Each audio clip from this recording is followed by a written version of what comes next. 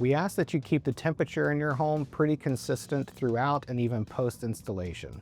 The recommended temperature is 68 to 72 degrees. 48 hours before installation, we ask that you bring the house temperature up to these levels so that way you can avoid any future problems with the floor. The other important thing to consider is humidity and moisture. For humidity, you want to keep your house between 30 and 50%. If you have a whole house humidifier or during the summertime, we may want to acclimate your hardwood longer just to make sure that it gets up to the same humidity level as your house. We will do some moisture testing before installation.